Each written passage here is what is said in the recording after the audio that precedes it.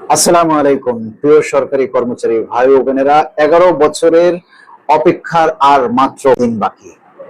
পরই আমাদের 11 বছরের যে অন্ধকার, 11 বছরের যে চাওয়া পাওয়া, 11 বছরের যে দাবি দেওয়া, সবকিছুই ইনশাআল্লাহ সমাধান আসবে আগামী 11ই জুন বিকেল 3টার পরে। 11ই জুন 11 বছরের লাঞ্ছনা বঞ্চনা যেন দূর হয়। 11 তারিখেই যাতে 11 বছরের সকল পাওয়ার অবসান ঘটে। 11ই জুন যাতে 11 বছরের ক্লান্তি দূর হয়।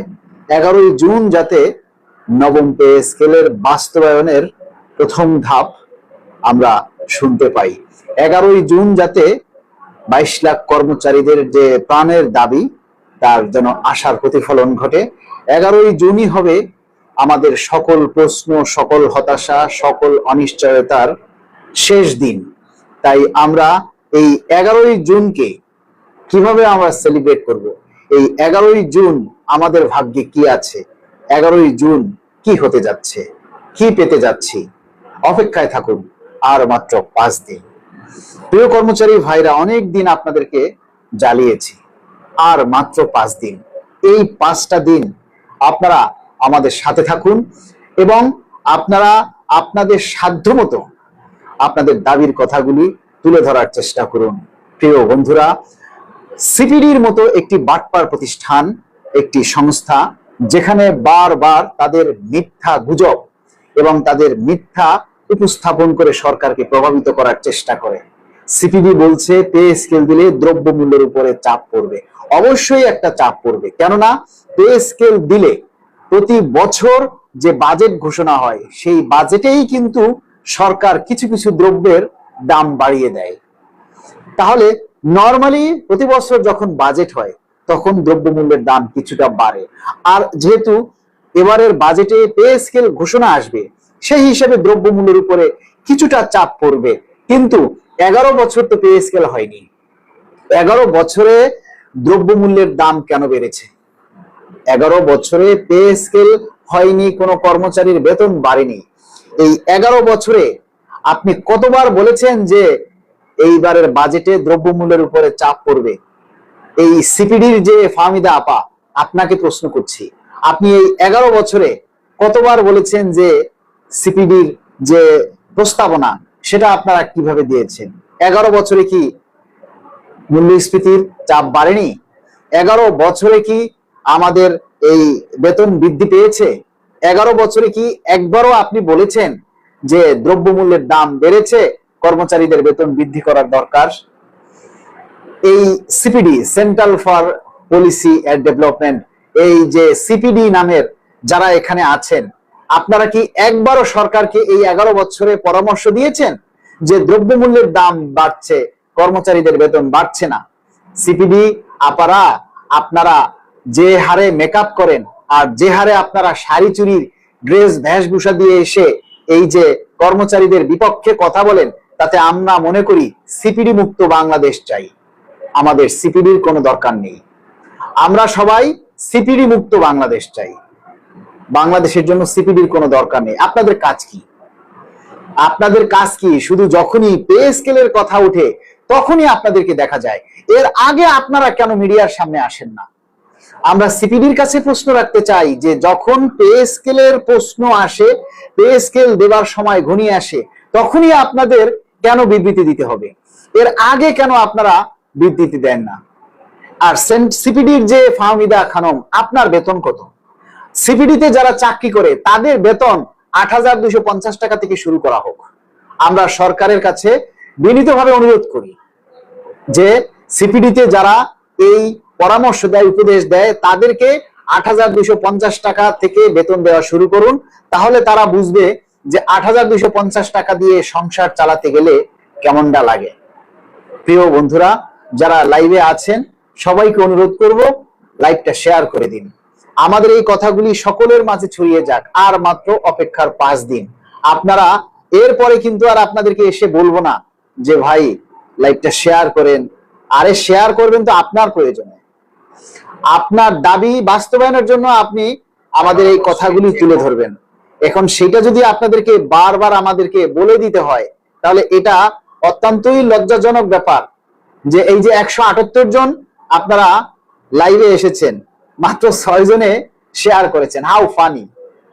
আমরা কিন্তু আর 5 দিন অপেক্ষা করব পে স্কেল পাওয়ার জন্য। আর 5 দিন পর ঘোষণা হবে, বা আর 5 দিন পর আসলে আমরা বুঝতে পারবো যে আসলেই কি আমাদের এই পে স্কেল আদৌ হচ্ছে কিনা। আমরা যতটুকু জানি, যতটুকু ইনফরমেশন আছে, ইনশাআল্লাহ আগামী বাজেটে আমাদের পে স্কেলের বরাদ্দ রাখা হবে এবং সেই অনুযায়ী পে স্কেল বাস্তবায়ন হবে। কিন্তু আমাদের পক্ষ থেকে তো আমরা দায়িত্বশীল ভূমিকা পালন করব। আমাদের পক্ষ থেকে আমরা বাজেট ঘোষণার আগ পর্যন্ত আমাদের দাবির কথাগুলি আমরা বলতেই থাকব।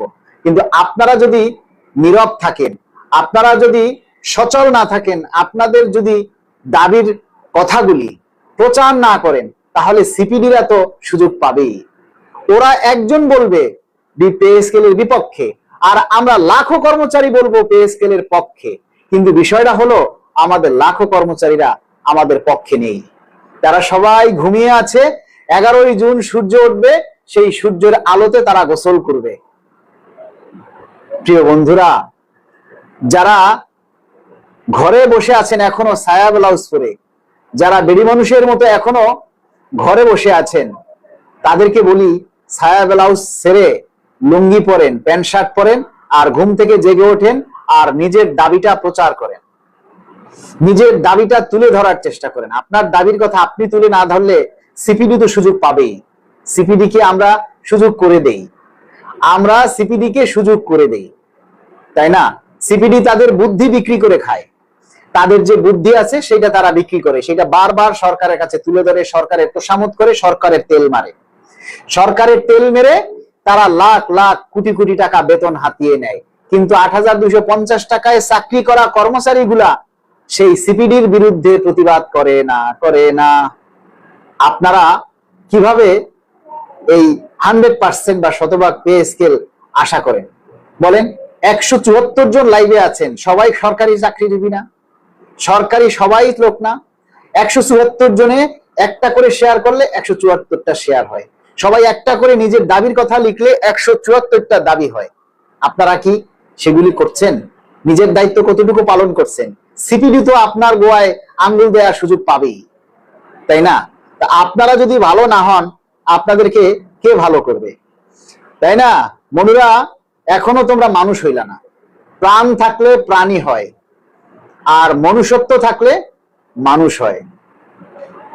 শুধু প্রাণ থাকলেই মানুষ হয় না, প্রাণ থাকলে প্রাণী হয়।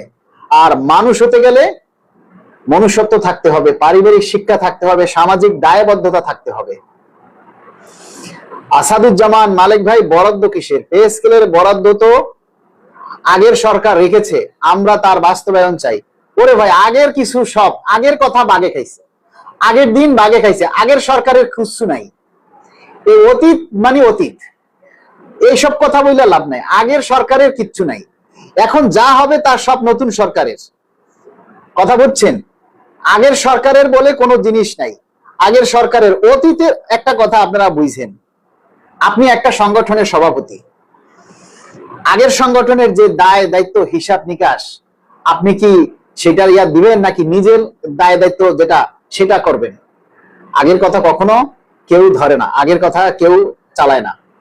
প্রিয় বন্ধুরা, সবাইকে অনুরোধ করব, আপনারা নিজের জায়গা থেকে লাইভটা শেয়ার করেন আর নিজের দাবির কথাগুলি তুলে ধরেন। আমরা একটা বিশাল জনমত তৈরি করতে চাই, আমরা বিশাল একটা জনমত তৈরি করতে চাই যে আমরা সেন্টার ফর ডেভেলপমেন্ট যেটা পলিসি বা বলে বা সিপিডি বলে, আমরা সেই সিপিডির বিপক্ষে অবস্থান করছি।